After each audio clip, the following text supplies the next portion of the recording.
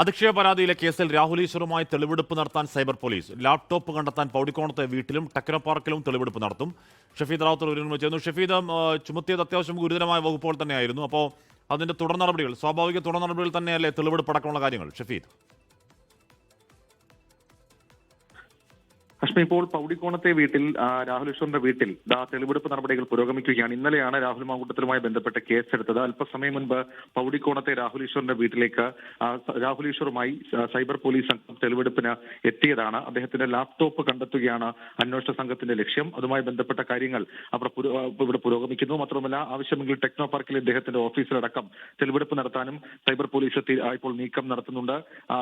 ഇതിനുശേഷം, അതായത് ഈ തെളിവെടുപ്പിന് ശേഷം വൈദ്യപരിശോധന പൂർത്തിയാക്കിയിട്ടാകും രാഹുൽ ഈശ്വറിനെ കോടതിയിൽ ഹാജരാക്കുക. അദ്ദേഹത്തിന്റെ ഭാര്യ, അതേപോലെ തന്നെ മക്കൾ എല്ലാവരും നിലവിൽ ഇപ്പോൾ വീട്ടിലുണ്ട്. പൗടിക്കോണത്തെ അദ്ദേഹത്തിന്റെ വീട്ടിൽ തെളിവെടുപ്പ് നടത്തുന്നുണ്ട്.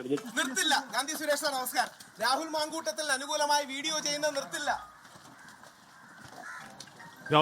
രാഹുൽ ഈശ്വറിനെ കൊണ്ട് പൗടിക്കോണത്തെ അദ്ദേഹത്തിന്റെ വീട്ടിലേക്ക് എത്തിച്ച് ഈ പറഞ്ഞ ലാപ്ടോപ്പ് അടക്കം കണ്ടെത്താനാണ് പോലീസിന്റെ നീക്കം. അതിനിടയിൽ മാധ്യമങ്ങളോട് സംസാരിക്കുന്ന രാഹുൽ മാങ്കൂട്ടത്തിന് അനുകൂലമായി വീഡിയോ ചെയ്യുന്ന നിർത്തില്ല എന്നാണ് രാഹുൽ ഈശ്വർ ഇപ്പോൾ പറയുന്നത്.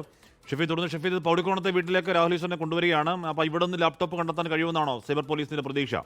ഷഫീദ്, അശ്മി, ഉറപ്പായിട്ടും. കാരണം ഇന്നലെ ഈ അറസ്റ്റിന് മുന്നോടിയായി രാഹുൽ ഈശ്വർ ഇട്ട ഒരു ഫേസ്ബുക്ക് വീഡിയോ പോസ്റ്റിൽ അദ്ദേഹം തന്നെ പറയുന്നുണ്ട് ലാപ്ടോപ്പ് എടുത്തു മാറ്റട്ടെ എന്ന്. സ്വാഭാവികമായും ഈ രാഹുൽ മാങ്കൂട്ടത്തിന് അനുകൂലമായി ഈ പെൺകുട്ടിയെ, ഇരയെ അധിക്ഷേപിച്ചും അതേപോലെ ഇവരുടെ ഐഡന്റിറ്റി വെളിപ്പെടുത്തി എന്ന് എഫ്ഐആർ അടക്കം പറയുന്ന തരത്തിലേക്കുള്ള വീഡിയോ ദൃശ്യങ്ങൾ പങ്കുവച്ചത് അത് ഈ ലാപ്ടോപ്പിലൂടെയാണ്. അത് കണ്ടെടുക്കുക ഈ അന്വേഷണത്തെ സംബന്ധിച്ച് നിർണായകമാകും. ഇപ്പോൾ ആ നീക്കം രാഹുൽ ഈശ്വറിന്റെ പൗടിക്കോണത്തെ വീട്ടിൽ നടക്കുന്നുണ്ട്. നമുക്കതിന്റെ തത്സമയ ദൃശ്യങ്ങൾ കാണാൻ സാധിക്കും. സൈബർ പോലീസ് സംഘം, അതായത് സൈബർ ACPയുടെ നേതൃത്വത്തിലുള്ള അന്വേഷണ സംഘമാണ് ഇവിടെ ഇപ്പോൾ ഈ തെളിവെടുപ്പ് നടത്തുന്നത്. ആവശ്യമെങ്കിൽ മാത്രം ടെക്നോ പാർക്കിലെ രാഹുൽ ഈശ്വറിന്റെ ഓഫീസിലേക്കും തെളിവെടുപ്പ് നടത്തും എന്നുള്ള സൂചനകൾ പുറത്തേക്ക് വരുന്നുണ്ട്.